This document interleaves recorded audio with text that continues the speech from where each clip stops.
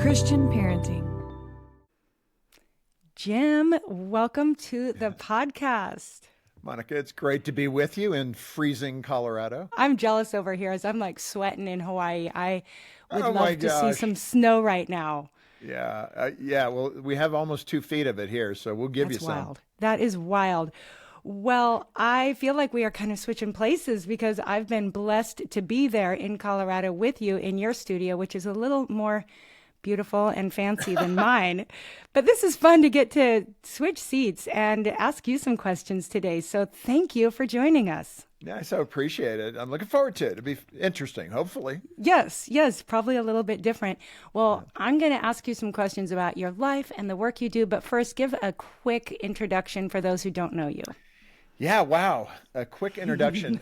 Jim Daly, president of Focus on the Family. I was bewildered when Jim Dobson said, "Would you like to take this over?" I was like, no way. I'm sure we'll talk more about why I thought that at the time. But, it's been a great run, 2005 to currently being the president. And before that, I worked here at Focus for 16 years prior. So I've been here 35 years. Wow. And helping to put my shoulder into the advancement of family and helping families. And it's been a great run. I actually did my MBA. I was a business guy. I worked for International Paper. And somebody called from Focus and said, "Hey, would you ever think about working in a nonprofit?" To which I said, "Not really." And then they called back, and thankfully, my wife, Jean, was so encouraging and said, "Hey, make the decision you think the Lord wants us to make, and I'm with you." Wow. That was so confidence building for a husband. And I she's love my that. star. So, Yeah. so I here hope we to are. meet her one day. Yeah, it'd be great. She sounds pretty special. She is. Well, after being there with you, I came back with a few books, and one of the books I brought home was called Finding Home: An Imperfect Path to Faith and Family. And it's really your story. And as I read it, I was like, goodness, first of all, how many times did I have to fight back tears? Because, wow, this is a story no one could make up. And I just loved hearing your journey from where you started. And so I wanted to bring you on to share that and also to kind of allow that to encourage some of the moms out there who might be in imperfect situations. Maybe they were raised in imperfect families or have some things from their past that are hard. But to see where you are now, it just blows my mind. God is so good. God is so good. Yeah. I'm Exhibit A. Right? When Dr. Dobson, we were walking down the hall and he said to me, "The board and I think you're the one to take this over." I was coming from such a broken place. I mean, my mom and dad divorced when I was 5 because of alcoholism. Basically, my dad could not shake that beast, and it destroyed us. I love my dad. In many ways, he was a good dad, but in other ways, he was not a good dad. And that was the beginning. And then my mom remarried when I was 8. She then died when I was 9.5 of cancer. We got back from the funeral. The stepdad, Hank, had our stuff packed into little boxes. And he walked out of the back bedroom and said, "I can't take it. I'm not going to be your dad." And got in a taxi and took off for the airport. And to which I then was in foster care. And it just rolled on from there. I think, reading the book, it just got worse. It didn't get better. Exactly. I kept waiting. Yeah. And then a football coach took me to Fellowship of Christian Athletes. He just knew I needed help. I don't know what signs he saw. I perceived myself as a pretty steady 15-year-old. But, I was a rascal. I had that in me. I at that time, I'm living with my 19, 20-year-old brother. And after football games, I'd say, "Hey, what time you want me to come home?" He'd say 2, 3 in the morning should work. And I remember thinking, I'll try to stay out that late. Sure.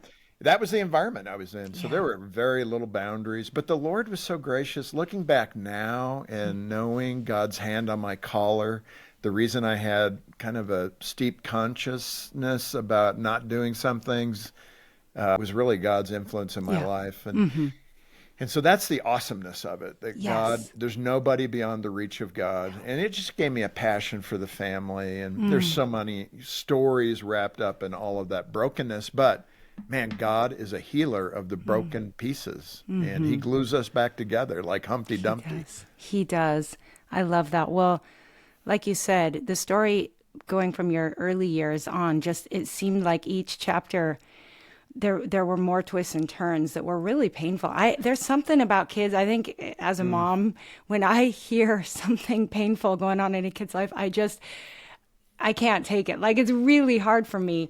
And to think what you walked through, can you share a little bit more, maybe a story from some of those early years Oh before man, things started to take a turn?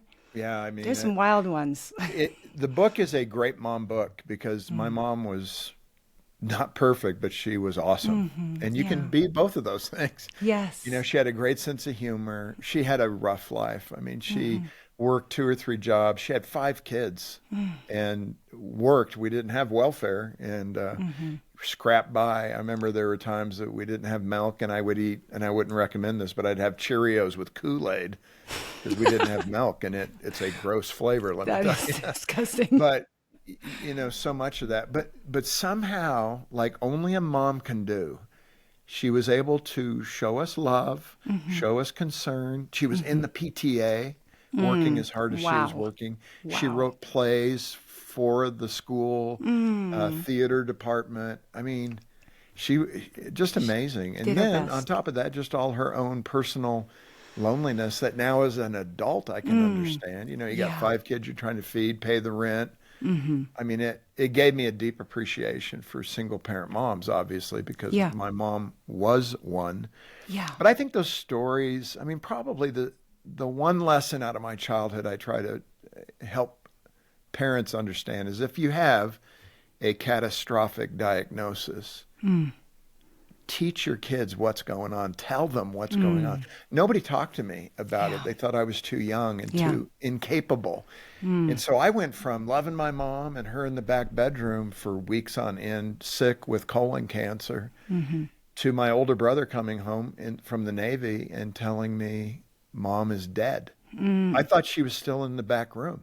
But in the middle of the night, they had to take her to the hospital. And you know, it was so much of a jerk emotionally, going from maybe my mom has a cold, which is what I thought, Yeah. That's all you to the knew. next day learning that my mom had died. Wow.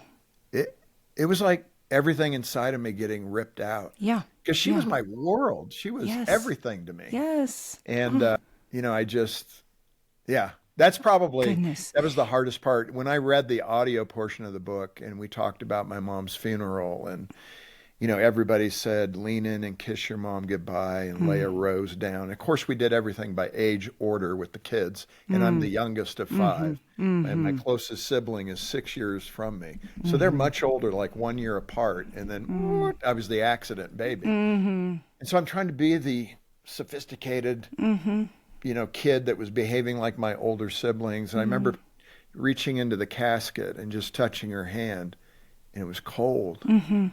And I couldn't do it. I couldn't lean in there and kiss her. It was just No. like, and then everybody told me not to cry. And I remember turning from the casket, and she was a waitress, and I mean, she had quite a clientele. Larry from the Three Stooges was one of her customers. I actually had lunch with him. My mom called me and said, "Hey, you want to have lunch with Larry from the Three Stooges?" Yeah, Wow. Wow. but that kind of thing. And then turning, and there's probably 200-300 people at the funeral, and just saying to myself, "Don't cry. Don't cry." No. And walking by all these people I don't know looking at me by myself. No. You know, we I all left that can't. spot looking into the casket, turning. It was probably the loneliest moment in my life. Oh. Like, where am I going? And then that night, I was in a foster home. That night. Yeah, because I mean, your family being the youngest of five, I know that ended up playing a big role in how you did grow up. But obviously there wasn't therapy. You didn't get a counselor right off the bat, right? So can you kind of just give us that next step before we move on, because it is hard, but I think it's part of your story that's really powerful. Yeah, it was, you know, and the thing about it, let me say, the Lord in all of this, I was not a Christian yet. Yeah. At least I didn't know I was not a Christian. I think the Sure. Lord already had his eye on me. I like to Clearly. say a Christian in escrow. All the paperwork was on the desk. I just hadn't stamped the I love that. commitment.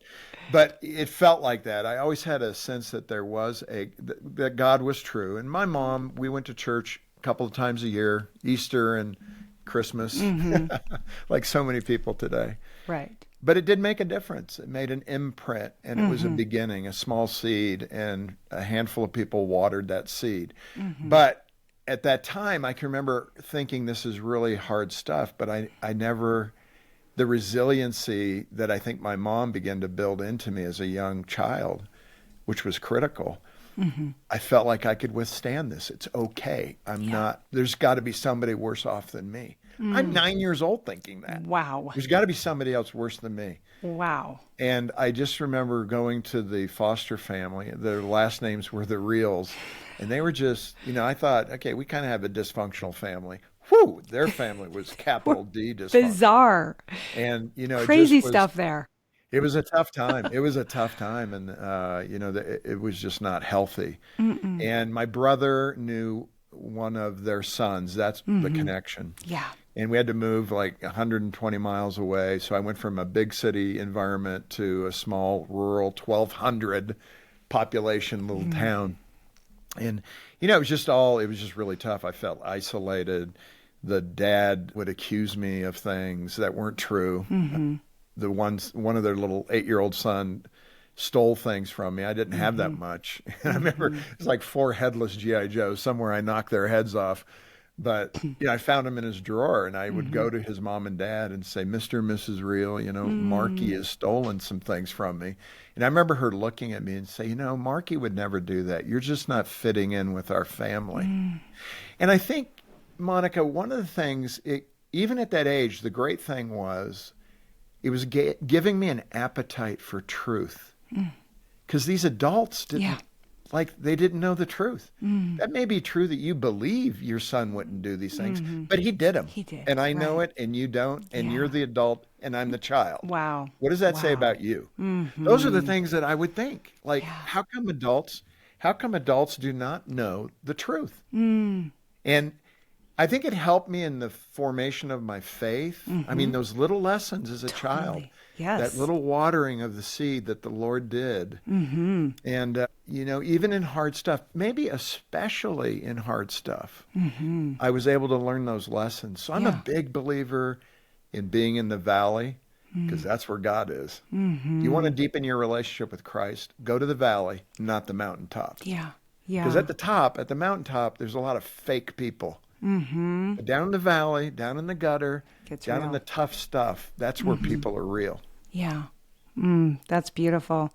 And I do love that even there, like your desire for truth, led you to truth from God's word, which is just huge. And talk to us about that process then, high school football coach. Yeah. Because all of us know somebody. There's young people out there that don't have a good family, that don't know the truth yet. And we might play a role in some kid that, we just see through our own children or in our community. How did all that come together? And maybe what can we learn from that for the people in our own lives? I think, not everybody is equipped, and it feels perhaps a disadvantage if you're not athletic. And so I can only speak to that environment. Thankfully, I could play sports. I played football, basketball, and baseball. My older brothers also played 1 or 2 of those sports.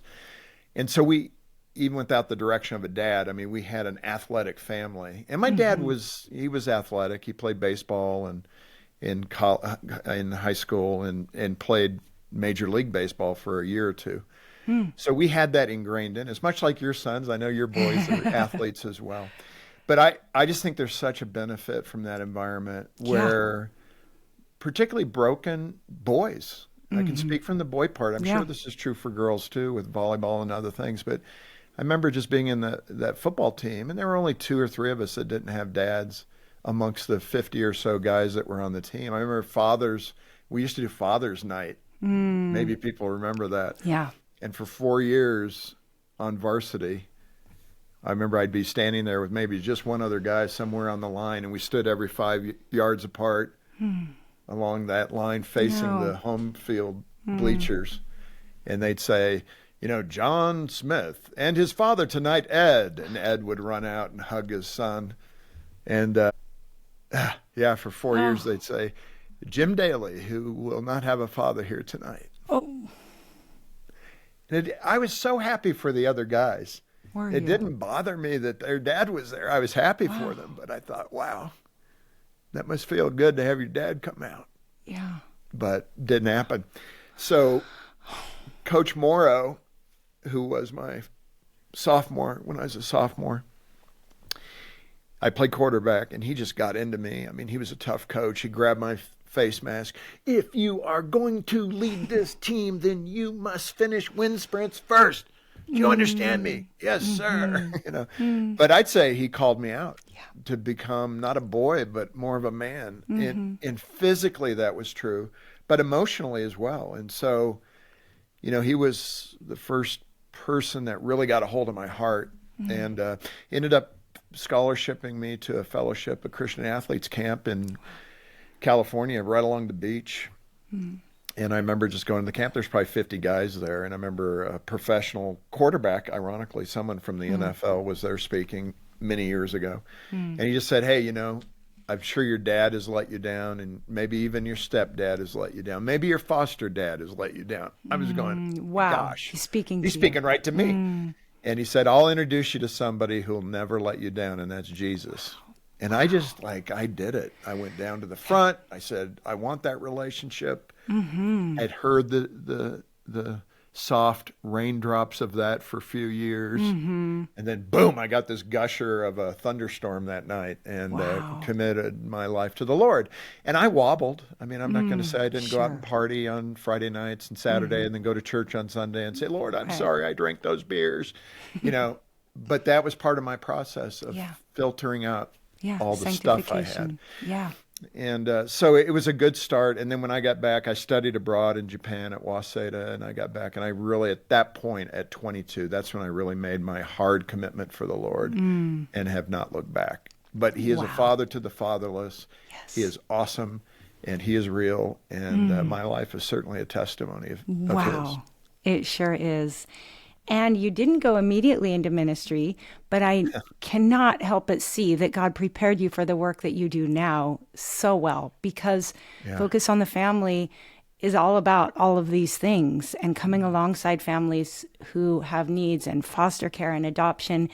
So tell us a little bit about that. How do you feel like your heart has been prepared, or how has this worked in the work you do now? Yeah. Well, the first thing was, all the way back to that story, when I talked to Dr. Dobson about the role, outside I put on a good front. Oh, that'd be awesome. That'd be terrific.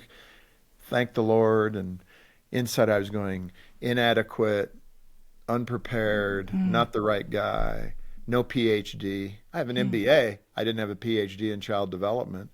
So the inadequacies of where I was coming from, the brokenness, I didn't have an intact family. And I just remember the Lord speaking clearly to my heart, saying, I remember the night before the handoff, the baton ceremony, I didn't sleep a wink. And Jean was asleep the whole night next to me. I thought, don't you know the pain I'm in? But I just laid there all night, eyes open, not a wink. And I remember having this conversation with the Lord. I was just saying, Lord, I shouldn't do this. I'll go in tomorrow. I'll resign. I'll decline taking this job. I don't, Lord, I mean, and I remember the Lord, I don't know how the Lord speaks to your heart, the Holy Spirit, but for me, it's usually like a wafting. It feels like a thought that's traveling through my mind. And this thought came to me, and it was, it's not about you. And I went, whoa, what? It's not about you. I own it all. I own what's broken, like your life, and what's whole, like Dr. Dobson's life. Wow. Because he talked about coming from a good, solid family, not a perfect family, but a solid, intact, loving mom and dad family. Right. So like the Lord even captured that from my own heart, just that inadequacy. And it just settled it for me. I remember getting up the next day, walking in. We had a media interview, the AP reporter, there's like 40 media people there. And the first question I got was, how are you going to fill his shoes? Wow. I remember going, I don't think I can. I need my own pair of shoes. Okay, Go. I like it. And, that's just how it is. You can't be somebody else. But it was, I think that whole thing, the Lord calmed me down. And I realized that he had given me almost every family type to live in for this moment. Yeah. I was in the normal dysfunctional home with a mom and dad, Right. a divorced home with a single parent mom. I then lived with with a stepdad.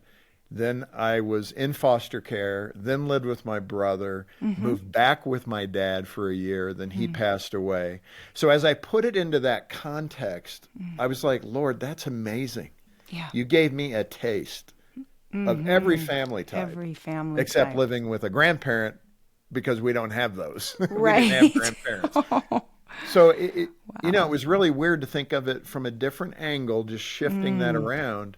Perfectly And him prepared. settling my heart to say, I did this all for a reason. Yeah. Boom. Boom. There we go. That's so good. I love that. How about marriage? I've been curious because you touch on that a little bit in the book, but how did you figure out how to be a good husband when you didn't exactly have examples of that? Yeah. Well, we have Gene on the line to tell you about my shortcomings. No, I think my wife, one of the things that Jean has said to me is she is amazed at how stable I am as a person, how healthy I am, given everything I went through. Yeah. And, all I could say is, I think that's all God. Yeah. Reading the Proverbs, reading the Word, understanding the Word. Proverbs 3, 5, and 6. Don't lean on your own understanding, but in all your ways acknowledge Him, and He will light your path. Yep. That became my life verse through high school, every way. Wow. And even how Gene and I met, a pastor in Southern Cal, I was going to a church, Arrowhead Christian Fellowship, Jim Cobrae. And it was a small church at the time. His church was a mega church, 20,000 in San Bernardino, California. But I remember going to his church. I didn't know him well. It was probably the third Sunday. And he came up to me during the worship service, and the mic was on, which was important because I got a cassette tape of this. But he came up to me and he said, the Lord has your wife picked out for you, and she'll have a heart for the things of God. And I'm sitting there thinking, I'd already made a commitment to go through life single if I could. Really? So I'm sitting there going, I'm not even looking for a girl. I'm not dating anybody. This guy's crazy. And he went on to say a couple of other things that have come to pass. But that was a Wednesday night. On Saturday, I was at a wedding for a friend. I was the best man at this wedding. And they wanted to introduce me to somebody. And so we were introduced. I said hi. She said hi. That was it. That was Jean. That was 3 days after this prophetic word. And then she wasn't dating either. And Christian, committed Christian. 9 months later, we went out together as a foursome. Okay. And went to a concert. And Jean and I both said that after that night, we both knew we were going to get married. Wow. I love that story. That's God's even little romantic wedding story. So that is so good. And wasn't that an Amy Grant concert? Is that right? It was an Amy Grant concert, yeah. But I was just saying, he looks after all those details. He does. And he loves each one of us. I'm nothing special. He loves you just like he has loved me. Yeah. And it's just a matter of yielding everything to him. Even that, my heart about girls, that was an area I had to get a hold of. Yeah. Because in high school, it was out of control. Early parts of college, till I really made that strong commitment to the Lord. And I was doing it as best as I could. I was giving him that over and saying, okay, I'm going to behave. I'm going to give this to you. And it was like 2 years that I had not dated in college. Wow. And then I met Jean. There we go. And it's just, that's the Lord's heart for all of us. It is. Take one step of faith toward me, and I will overwhelm you with my love and my blessings. Yeah. And so it's been an awesome journey. You shared your whole story with her, I'm sure. She knew what she was getting into. Oh, her mom didn't like it. I mean, I'm just going to say, as a mom of young adult sons who are not married, there's that protection. You're like, what? I mean, if I heard your story coming into my family, I might be a little concerned as well. Well, you would think rascal and probably dark side, and there's got to be something lurking in there because he may have been beaten as a child. And you know what? Some of those things could be true for people. That does happen, and we end up becoming what we learn to become, right? But for God. Amen. And when God breaks those chains, you are a new creature. Yeah. And that's what's so awesome. I don't have to be those ugly things. I am not an alcoholic. I do not look at pornography. Uh, I do not have those kind of deep wounds. And Wow. I think it's only because of the Lord filling in those Absolutely. gaps, taking Yes. care of those holes in my heart. Yes. Somehow, supernaturally, he just Yeah. did that for me. That's right. And And you partnered with him by taking those steps and filling your heart with his word and surrounding yourself with good people. And yeah, and Monica, I would say this for everybody. I think the Lord smiles when you are in a bad spot, when you're in that valley that I talked about a moment ago, and you can still trust him and love him. That your love and your trust in him is not conditional with your circumstances. right. When you can smile when it's really bad, when you can love him when it's really bad, Yeah. he, I believe, is smiling back at us Yeah. because he's got us Yeah. in his hand at that point. There's nothing the enemy can do. There's nothing this world can do. There's nothing your flesh can do to separate you from his love. And it's an amazing place to be. It's a deep place to be. It is. And then we just Oh, need to rest in it. yeah. That's awesome. I love that. There's a quote I've shared on social media. I don't know even who it's by. As far as I know, it's anonymous, but it says, if you didn't come from a healthy family, make sure a healthy family comes from you. And with that, maybe just bring us up to speed. You've got grown sons yourself. How did you, obviously you had God's word, but any other Wow. resources, or what helped you raise these boys and nurture your own marriage so that you have the healthy family you have today? Yeah, I mean, one of the problems I think we have, especially in Christian leadership, pastors, Christian leaders, we try to project some kind of perfection that's not really there. And then there's some story and everybody's kind of like, whoa, I didn't think that person was like that. So I'm saying that to say we're all imperfect people. I could be the president of a family ministry. If you talk to Jean, there were times in our marriage where she would say, and did say to me, I love you. I don't really like you right now. Yeah. That's not what I married. Sure. And it wasn't anything ugly or gross. It was just she felt neglected, or I wasn't paying attention to her. And, I was into my job. It's the normal stuff. Yeah, There you're wasn't still a anything sinner. weird. But, so I just preface that with that statement. Sure. That, first of all, we're all broken. We all Yes. learn. And that's one of the pieces of advice. How do you keep growing in your marriage? How do you improve? Do you have an appetite to improve? Or is it over? You're going to give up. And what a stupid move that's going to be. And the cost of that, especially for your kids, look at the data. They don't do well after you get divorced, period. no. So why put your kids through that? Yes. Do the little bit of work in your marriage that will make it stronger. And it's not big stuff. Speak life over your wife or your spouse. Speak life over your children. Don't be negative. Talk to them spiritually. I would say the other thing is, especially as a parent, and this is one that we all struggle with, don't make your love conditional. If you behave the right way, then I will love you. And they know. They know. They do. You've got to say, I will love you. You're going to do some things that are going to hurt me, and I may not always respond well to that because it hurts me. But I'm here for you. I'm in your corner no matter what. And, if a child really feels that, they may test it. But I think in the end, like the word says, train up a child in the way he should go. And when he is old, he will not depart from it.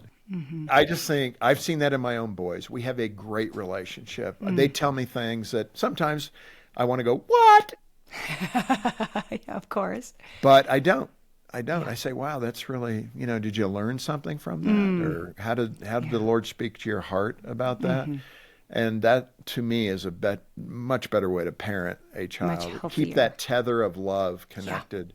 The Lord himself says to us, above all is love, faith, hope, and love. The highest thing that we can do for one another is to love each other. That's right. But we make it conditional. But the Lord loves us, even in our nastiness. He does. So the boys are doing great. Thanks for asking. Trent's doing fantastic. He's entering into a master's program for biochemistry. His goal is PhD, MD in neuro research. Would love to work at Neuralink for Elon Musk. There we go. And do interface with AI in the human brain. So there My you go. goodness, there He we doesn't get go. that from his dad. That's a mom thing.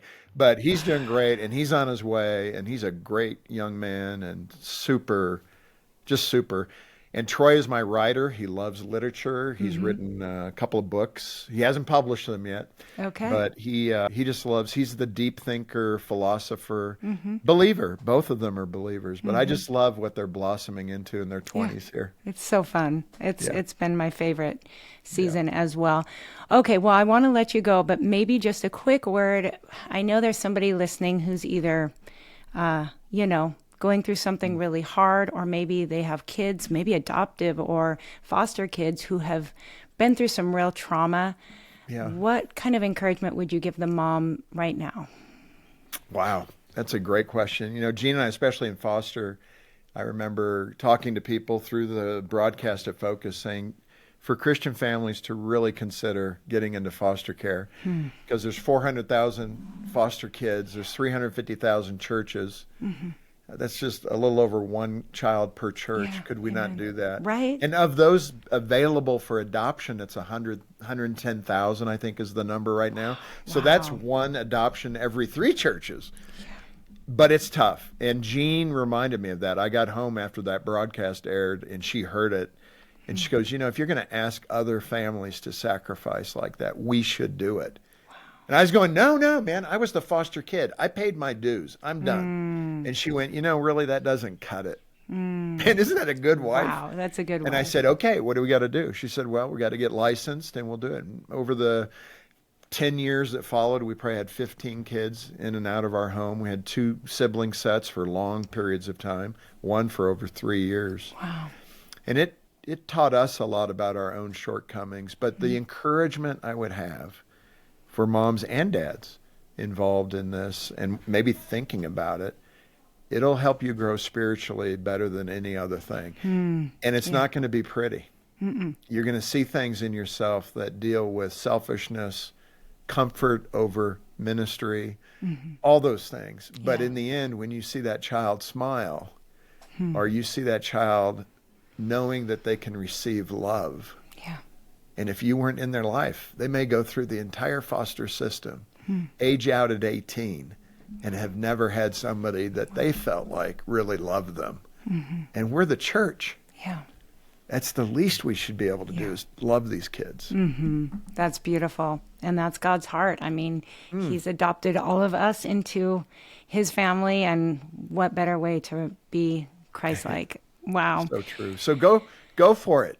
There's no normal on the box with foster care. I That's checked, right. believe me. It's head knocker, food hoarder, sexual orientation issues. They come with a lot of brokenness, and they just want to know one answer.